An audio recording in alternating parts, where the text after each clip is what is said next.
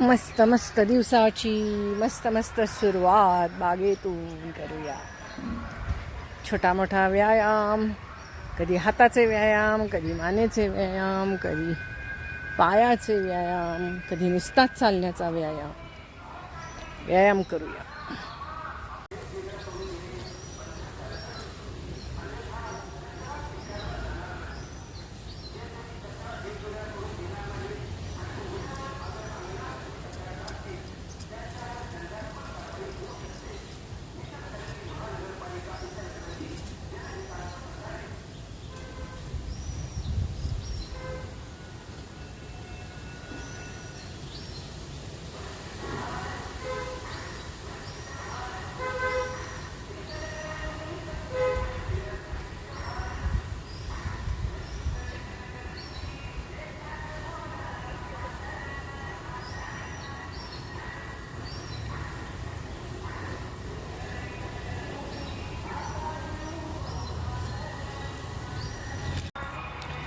सकाळी सकाळी मावशींचा फोन आला, येणार नाही. म्हटलं ठीक आहे, असू दे. मग आज घरातलं सगळं आवरून नंतरच आले इथं.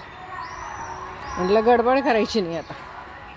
समाधानाने, सुखाने, आनंदाने घरकाम एन्जॉय करायचं ठरवलं आणि छानपैकी घरकाम एन्जॉय केलं. कोपरा सगळं झाडून पुसून मस्त इतकं एन्जॉय केलं घर, काय विचारूच नका. मग नंतर मस्तपैकी धुणं धुतलं. म्हटलं भांडी राहू देत म्हणल्या त्या. मग म्हटल्या भांडी राहू दे, धुणं तेवढं धुवून घेते. मग धुणं धुवून घेतलं, पाण्यात खेळून घेतलं, फ्रेश झाले. आणि मग नंतर आंघोळ करून मग नंतर मी बागेत आले. मग आता कसं काय कोण असणार बागेत, पण तरी आपण यायचं. म्हटलं बागेला भेट द्यायची म्हणजे द्यायचीच. किती निळाशार रंग, किती सुंदर दिसतोय मोबाईलमध्ये. छान आहे की नाही आमची बाग. पर्यावरण जगवा, वसुंधरा वाचवा. काही आता घरी जायची गडबड नाही आहे. मस्तपैकी म्हटलं बाग एन्जॉय करायची. एकटं तर एकटं काय होतंय त्याला. वेगळे आहेत ना, जरा छान आहेत. मग मला ह्याला मॅचिंग वाटले म्हणून घातलेत. पण मी काम करते म्हटल्यावर आज काका म्हणाले मी काय करू मदत. म्हटलं काही नाही, चहा तेवढा करा मस्तपैकी. चहा करायला सांगितला मी त्यांना. चहा प्यायले मस्त आणि आले. तेवढी सुद्धा मदत किती भरपूर वाटते ना आपण काम केल्यावर. पण आता मला असं वाटायला की त्यांना वय झाल्यावर आणि जेव्हा ते घरात थांबायला लागलेत ना, तेव्हा ती कामं दिसायला लागलीत. ह्याच्या आधी कधी कामं दिसतच नव्हती आणि त्यामुळे केलेल्या कामांची किंमतच नव्हती. पण आता तसं नाही आहे. आता त्यांना वाटतं किती कामं असतात नाही. करत काय नाही, जमत नाहीत ना, सवय नाही. चूक आपली आहे हो सगळी. लहानपणी आईनं काही लावलेलं नसतं घरात काम, मोठेपणी बायको लावत नाही. त्यामुळे पुरुषाला कामं येत नाहीत आणि ती कामं त्याला आपली वाटत नाहीत. आत्ता बागेमध्ये एक कपल भेटलं होतं. तर त्या कपलला म्हटलं मी, त्या मुलीला म्हटलं, कारण तो मुलगा माझ्या बघण्यातला आहे रोजच्या. मी म्हटलं किती गं तुझा नवरा काम करतोय, किती मदत करतोय तुला. अगदी तुम्हाला सांगते की घरातलं अगदी सगळं काम चांगलं आहे. हां, तो ITत आहे, वर्क फ्रॉम होम करतोय. पण घरात सगळ्याला मदत करतो बायकोला, सगळ्या गोष्टींना. काय म्हणजे मला तर असं आश्चर्य वाटतं की मी तिला म्हटलं किती जन्मांची पुण्याई होती म्हणून तुला असा नवरा मिळाला. मग ती काय म्हणाली माहिती आहे का, खरं तिला हे मी म्हटलेलं फारसं रुचलं नाही. जे तिला असं वाटलं होतं की तिचं पण कौतुक करावं, पण मी तिचं कौतुक नाहीच केलं पण फारसं नाही. कौतुक केलं तिच्या नवऱ्याचं. तर तिला असं म्हटलं तिला फारसं नाही आवडलं. ती काय म्हणली, मी पण तशीच आहे ना, मी पण तेवढं त्यांचं करते म्हणून ते माझं करतात. मी मनात म्हटलं, बाई नवऱ्याचं आम्ही पण केलो, सगळ्याच बायका करतात, पण त्यांचं कौतुक कोण करत नाहीत. पण तिच्यासमोर नाही बोलले. म्हटलं उगाच त्यांच्या दोघांच्यात भांडणं लागायला नको. पण खरंच सांगते तुम्हाला, पुरुषानं जर का कामं केली ना घरामध्ये, तर त्या घरात भांडणच होणार नाही. असंच एका ठिकाणी एक किस्सा ऐकला. असंच आम्ही बागेत बसतो तेव्हा गप्पा मारतो ना, तर तो किस्सा ऐकला. तर त्यामध्ये ती मुलगी आता आली आहे घरी, आणि ती काय स्वतः जॉब वगैरे करत नाही आहे, पण ती घरी आली वडिलांच्या घरी, आणि ती म्हणली की मला नाही जायचं. लव्ह मॅरेज करून घेतलंय, आणि आता 1-2 वर्ष झाली लग्न होऊन. आता वडिलांच्या घरी आली. लव्ह मॅरेज झालं तरी त्यांनी चांगलं लग्न करून दिलं होतं, म्हणजे असं काय हे नव्हतं, पळून जाऊन नव्हतं. पण घरी आली वडिलांच्या आणि म्हणते की मी नाही जाणार, मला नाही इच्छा. सगळ्यांनी घरातल्यांनी सांगून बघितलं, का बाई का जाणार नाहीस, काय झालं. तर काही बोल, नाही माझी इच्छा नाही, मी नाही जाणार. सगळ्यांना असं वाटलं की बहुतेक हिला कामाची सवय नाही आहे म्हणून म्हणत असेल ना, की मला जायचं नाही म्हणून. मग तिला सांगितलं की घरात कामाला, तिचा नवरा म्हणला की मी कामाला, आमच्याकडे बायका आहेत, सगळं आहे, पण तरीसुद्धा ही जायला तयार नाही.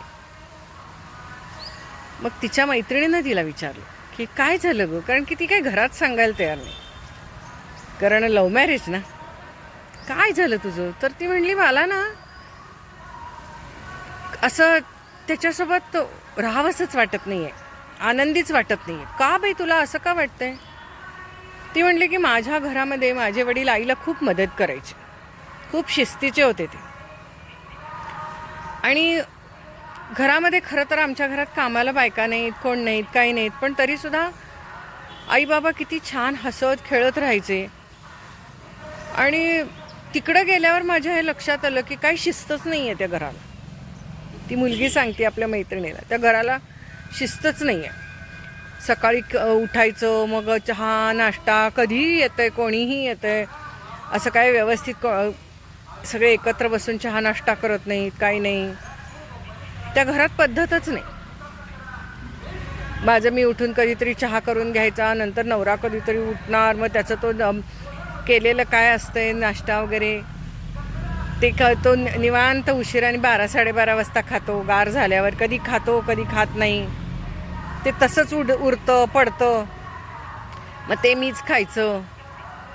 आणि ते चहाचं मग मी काही चहा करून द्यायला जात नाही म्हणली, मलाही कंटाळा आलेला असतो, वेळेला येत नाही, छान बोलत नाही, गप्पा मारत नाही, बसत नाही, उशिरा उठतो, मग नुसतं कामातच बसतो, मग मला पण राग आलेला असतो. मग मी काय त्याला चहा बिया करून द्यायला जात नाही, तर सगळं ते चहाचं केलेलं गॅस कट्ट्यावर पडलेलं असतं, आणि ते कसं सगळं टाकलं, चहा उतू गेलेला असतो, सगळं तसंच पडलेलं असतं. बरं स्वतः घेताना मला विचारत पण नाही, घेणार आहेस का म्हणून. मी केलेला असतो चहा, तो घेत नाही, स्वतःचा वेगळा करून घेतो. आणि मग ती म्हणली, तुमच्यात काही भांडणं आहेत का. भांडणं काही नाही आहेत, पण शिस्तच नाही म्हणली त्याला, काहीच शिस्त नाही. मग त्याच्या घरच्यामध्ये घरी तो कसा वागतो, काही नाही, घरामध्ये काय, घरात त्याच्या सगळी घरात कामाला माणसं आहेत, त्यामुळे त्याला काय घरात काम करायची गरजच नाही. त्यामुळे त्याच्या माहेरी त्यांनी कधी काम केलेलंच नाही आहे. माझ्या घरामध्ये मी माझ्या वडिलांना एक कुटुंबामध्ये किती त्यांचं कॉन्ट्रीब्युशन होतं ते मी बघितलेलं आहे. म्हणजे किती कुटुंबासाठी करायचे माझे वडील, आमच्यासाठी करायचे, आम्हाला क्लासला सोडायचे, कॉलेजला सोडायला यायचे. माझ्या आईबरोबर 2 वेळचा चहा त्यांचा आईबरोबर असायचा. जेवायला आईशिवाय ते जेवायला बसायचे नाही. मी हे सगळं लाईफ बघितलेलं आहे, आणि मला ह्याच्याबरोबर राहावंसंच वाटत नाही. सगळे ओले कपडे तसेच टाकतो, आंघोळ कधी पण करतो, एक दिवस करतो, एक दिवस करत नाही, आणि ते तेच घाणेरडे कपडे घालतो. मला नाही आवडत आहे हे सगळं, ती म्हणते. आता ह्या गोष्टींना सगळ्या, मग तो भांडण होतात का तुमची? नाही, भांडणाला आम्ही बसतोच कुठं म्हणली एकत्र गप्पा मारायला. काय कुठे मग हॉटेलमध्ये वगैरे जात नाही का? जातो की म्हणली. काय हॉटेलमध्ये गेलं तरी त्याला काही इच्छा नसते गप्पा मारायची, बोलायची, तो मोबाईलमध्येच असतो. मग काहीतरी जायचं हॉटेलमध्ये खायचं, तो म्हणतो मला काय नको, मला काय नको. म्हणजे तो खाईलच असं नाही. म्हणजे काय असं गप्पा मारत गेलोय, आनंदाने गेलोय, असं काही होतच नाही आहे तिथं. मग तू लव्ह मॅरेज केलंस ना? ती मैत्रीण म्हणली. होय, मी लव्ह मॅरेज केलो, पण त्याआधी तो असा नव्हता म्हणते. असा काय तो फारसा गप्पा मारायचा नाही, हे नाही, पण जायचो आम्ही, हिंडायचो, फिरायचो, छान. मग तू काय बघून लग्न केलंस त्याचं? मैत्रीण विचारते, काय बघून तू लग्न केलंस? ती म्हणली, मला असं वाटलं की घरामध्ये कोणी नाही आहे, छान आहेत आई वडील, हॅपी फॅमिली असेल, आणि सगळं घरात आहे, घरात कामाला सगळेजण आहेत, घरात सगळ्या वस्तू आहेत, गाडी बंगला सगळं आहे. मग माझा हे स्वभावाचं काही डोक्यातच आलं नाही म्हणली. आणि तसं काय तो तसं वाईट नाही, भांडत नाही, पण शिस्तीचं नाही आहे आणि बोलत नाही. म्हणजे प्रेमानेही बोलत नाही, काहीतरी उडवाउडवीची उत्तरं देतो, कुठं बाहेर जाताना सांगत नाही, करत नाही. मला याचा कंटाळा आला आहे म्हणते. 2 वर्ष मला असं तिथं गेल्यावर माझं जीवन थांबलं आहे. मग ती म्हणते की तू नोकरी कर. मी नोकरी केली, मी काही केलं तरी त्याचा स्वभाव बदलणार आहे. आणि हे सगळं ती अशी सांगत असते. आणि खरंच मग ती मैत्रीण काय म्हणाली त्यावेळेला की मग मी लग्न करू का नको गं? पटकन ती म्हणली. लग्न झालेली मैत्रीण म्हटली, मी काय सांगत नाही बाई, मी माझ्या वडिलांना वेगळं बघितलं, तिकडं गेल्यावर ज्याच्याशी लग्न केलं, प्रेमविवाह केला, त्याला वेगळं बघितलं. मला काही कळतच नाही लग्न करावं का नाही. मी माझ्या वडिलांना बघितलं, मला वाटलं एक अशीच हॅपी फॅमिली असेल, स्त्रीला रिस्पेक्ट करणारा, प्रेम देणारा, सन्मान देणारा, सगळीकडे सोबत जातात. माझे आई वडील अजूनही सोबत जातात सगळीकडे, आणि हा कुठेच माझ्याबरोबर यायला हॅपी नसतो. जा, तुझी तू जा, आईबाबांबरोबर जा, मैत्रिणींबरोबर जा, असंच म्हणतो. तो माझ्यावर कुठंच यायला हॅपी नसतो. मला काय करावं काय कळत नाही. मग म्हणून मी काही दिवस इथं आली आहे, माहेरी आली. मला नाही जावं असं वाटत आहे तिकडं. त्याच्यात काय बदल होणार आहे का? त्याच्या वृत्तीत काय बदल होणार आहे का? सगळेजण म्हणतात आता एक मूल होऊ दे, 2 वर्ष झालं, मूल झालं तरी शेवटी मीच करायचं ना सगळं. त्याचं काहीच त्याच्यामध्ये सहभाग असणार नाही आहे. मी काय करू?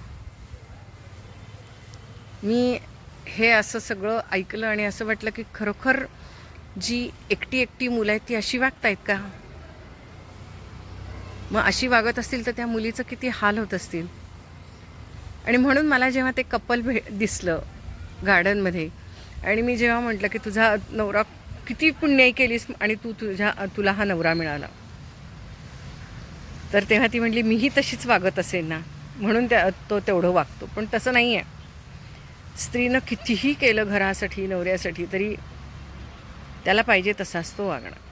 आणि अलीकडे जास्तीत जास्त मुलांचे स्वभाव असे तुसडे आणि एकलकोंडे होत चाललेले आहेत. कारण एकतर घरात सगळ्या गोष्टी आहेत, सगळ्या वस्तू आहेत. कधी आयुष्यात त्यांनी दुःख, संकट, प्रॉब्लेम्स बघितलेलेच नाही आहेत. आणि मग स्वतःच्या नोकरीत वगैरे संसार, त्यामुळे जेव्हा संसार काही प्रॉब्लेम्स येतात, नवरा बायकोंना ॲडजस्ट करावं लागतं, बायकोशी ॲडजस्ट करावं लागतं, घरातल्या कामं थोडी करावी लागतात, नोकरी करावी लागते, नोकरीत ॲडजस्टमेंट करावी लागते. आणि ह्या सगळ्या गोष्टी करताना ते मेंटली वीक पडतात. आणि मग त्याचा राग सगळा बायकोवर काढतात. बायकोशीच चांगलं वागत नाही. सगळ्या जगाचा राग बायकोशी दुराव्याने वागून बायकोवर काढायचा. आणि ही बायकोवर राग काढायची एक पद्धत आहे की मी सुखी नाही आहे, मग मी तुलाही सुख मिळून देणार नाही, असं ते स्वभाव. म्हणजे एखाद्या वेळेला म्हणतात ना, एखादी व्यक्ती वाळवंटात सुद्धा बाग फुलवते आणि एखादी व्यक्ती बागेचं सुद्धा वाळवंट करून टाकते. तसा प्रकार आहे तो आजकालच्या मुलांचा. बागेचं वाळवंट.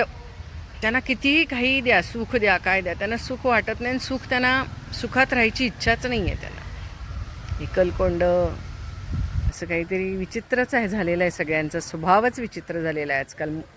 काही तरुण मुलांचा खूपच विचित्र झालेला आहे. आणि म्हणून मला अशी जी मुलं भेटतात ना, की जी फॅमिली माइंडेड आहेत, त्या मुलांचं मी खूप कौतुक करते. मला अगदी फार कौतुक वाटलं ह्या मुलाचं, की किती फॅमिली माइंडेड आहे हा, किती बायकोची काळजी, किती कौतुक. भांडतातही तेवढंच, पण किती कौतुक आहे ना. आणि असंच पाहिजे खरंच. देव असंच ठेवू दे त्या कपलला. मी त्या दोघांनी नमस्कार केला, म्हटलं मस्त असंच आनंदी राहा आयुष्यभर. छान वाटलं खूप.